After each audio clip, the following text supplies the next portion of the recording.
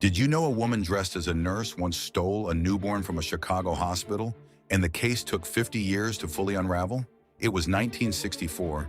Chester and Dora Franczak had just welcomed their son Paul. Then a woman in a nurse's uniform walked in, picked him up, and walked out. She was never identified. 2 years later, the FBI found an abandoned toddler in New Jersey and returned him to the Franczaks as their son. The family believed it. For decades, so did he.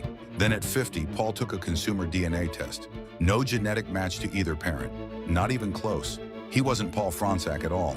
Investigators dug into genealogical databases and eventually traced the real Paul, the baby actually taken from that hospital room, to a man living under a completely different name with no idea who he truly was.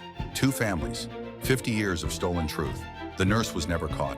The full story of where the boy in New Jersey actually came from remains unanswered.